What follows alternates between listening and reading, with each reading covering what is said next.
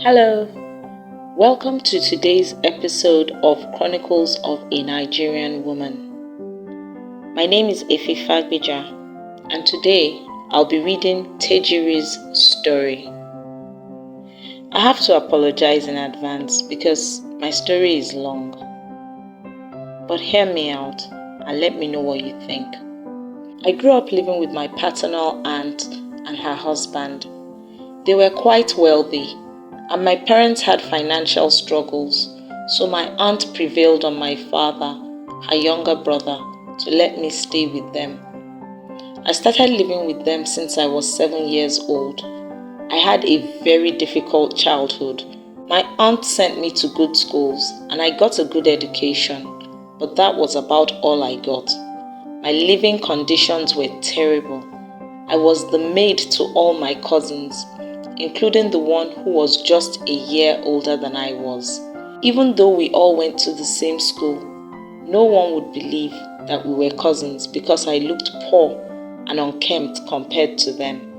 They got new uniforms every session, but I either took the used ones from the two older girls or I kept mending my old ones. My mom knew what was going on, but she kept encouraging me to endure since I was getting a good education which they could not afford, and also because refusing to stay would put a rift between my dad and his sister. My father did not even entertain any bad stories. I had 3 younger ones, and my aunt contributed towards their upkeep, so whatever I was enduring was my sacrifice for the rest of the family. My mom did whatever she could to support me. She gave me small amounts of money from time to time, and even though she and my aunt did not get along well, she made it a point of duty to visit at least once a month and bring her some farm produce. What I hated the most was how my mother was treated when she came. My aunt would send her to the market and make her cook all kinds of soups for the 2 days she spent, and eventually give her a paltry sum of money that could barely cover her transportation back when she was leaving. I told my mom to stop coming, but she refused because she knew I was always happy to see her. She said whatever treatment she was given was a small price to pay for seeing me happy. I strove to perform very well academically in spite of all the work I had to do at home, and I was consistently one of the best in my school year throughout my secondary school. This added to my cousin's jealousy and ill treatment of me. My aunt needed to get assistance for all my cousins to get into the university, but I got in on merit, and in my second year, I got an oil company scholarship. I did not tell my aunt about it, so I kept getting the money for my fees and the little extra she gave me. This way, I was able to maintain myself in school without asking for any extra funds. My mom knew. I sent her money to assist with my siblings' care, but asked her to keep it from my father. It was at the start of my 3rd year that my world came crashing down when my mom died. She suddenly fell ill and died within 2 weeks. My only supporter was gone. It was a very tough period, and I was emotionally drained, but I had to keep working hard if I did not want to lose my scholarship. It was towards the end of the year that I met Dumebi. He was a postgraduate student. We met in the church that I attended. It was his first time, and I was the one assigned to follow him up. I'm not really sure what attracted me to him because he wasn't really a pleasant person. Maybe it was his serious mien or the fact that one of his first comments to me was on how he felt I would make a good wife. This was on my first visit to him before we even became friends. In retrospect, I suspect that was the reason why he came to church, but at the time, it just felt good to be noticed as a woman. I had never had any real male attention before then. When he told me he wanted me to be his wife, I accepted, and I did everything to prove that I was worthy of being chosen. I would clean his room, cook and wash his clothes every weekend. The fact that I was in my final year did not deter me. He would give me money to shop, but I often added my money to make the meals better. As with most things in my life, Dumebi was a difficult person, but I took it as part of my duties as his wife to manage him and make him better. He never gave me any gifts or money for myself, but I knew things were not easy for him, so I accepted him as he was. He said we would get married as soon as I was done with school, by which time he would also have finished his master's. His plan was to stay on as a lecturer in the school. I was so excited about the idea of marriage because all I could think about was getting away from my sad life at home. Even while I was in school, I continued to serve my aunt anytime I went home or was on vacation. To be honest, I wished that Dumebi would be more affectionate and generous, but really, no one apart from my mom had ever been generous or caring towards me, so it was nothing strange. True to his word, Dumebi went to meet my father and asked for my hand in marriage about a month after we finished school. He also went to see my aunt and her husband. My aunt was obviously not impressed by the fact that I was getting married, but she could not say much because of my father. None of her daughters was married yet, so I was not surprised at her lack of enthusiasm. I was 23 at the time. Dumebi was 6 years older. We got married within 6 months, but whatever I had been through before was child's play compared to what I was about to go through in my marriage, which is what my story is really about. I only needed to share this background in case you are wondering how I found myself in this mess. For the first year after we got married, things were somewhat alright, although our marriage seemed more transactional than relational.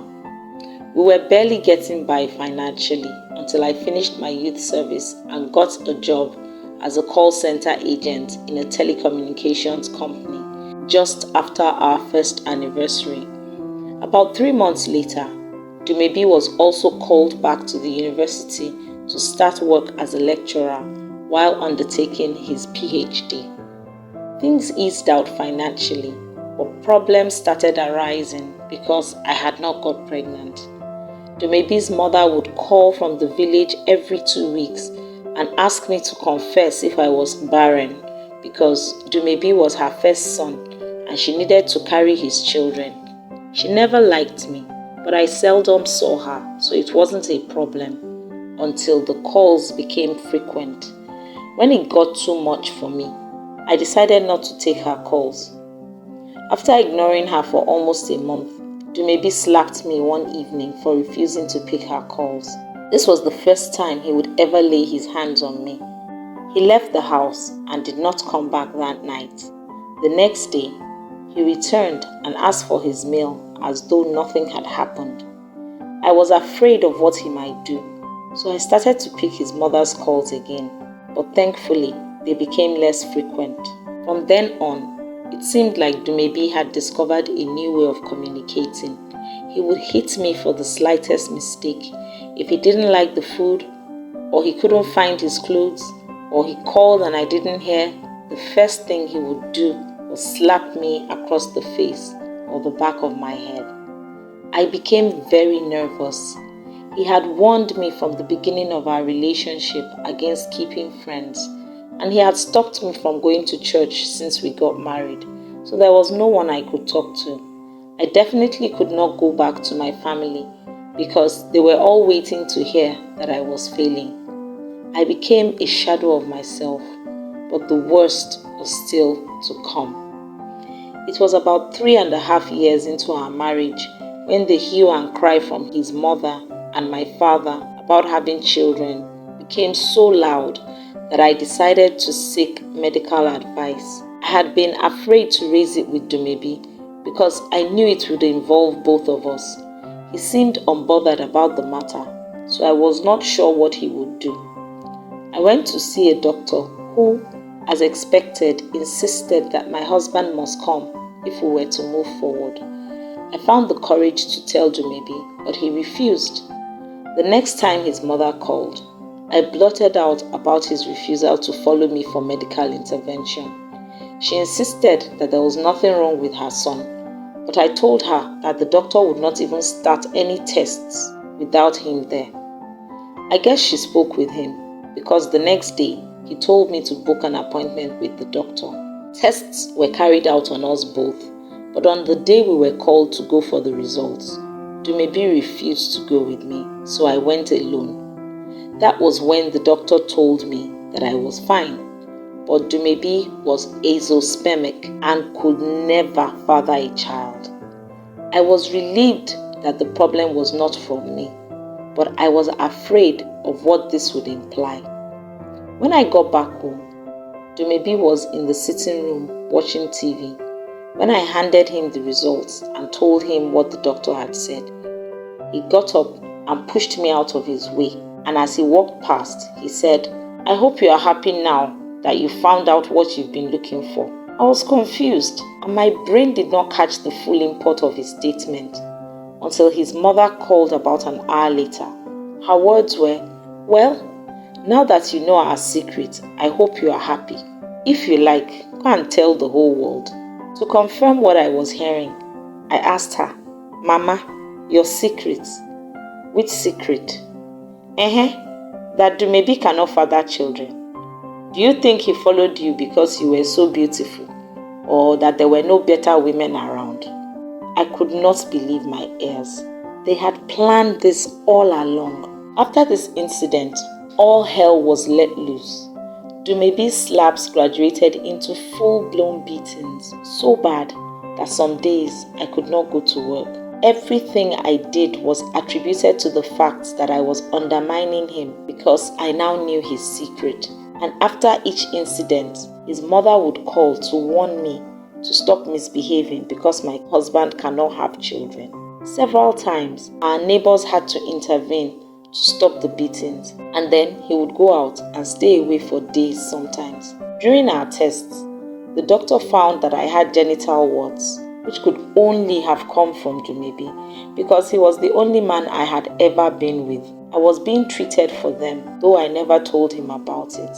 My life was a living hell, but still, I stayed because I had nowhere else to go. The final straw came one day when Dumebi started strangling me with a belt after beating me up. The neighbors had heard me screaming, so they started knocking the door and threatening to break it if he did not open it. That was when he stopped. He looked like a vicious animal that day. A couple asked me to spend the night in their flat when they saw the belt mark around my neck. I knew I was never going back to live with him. He also left the house that night.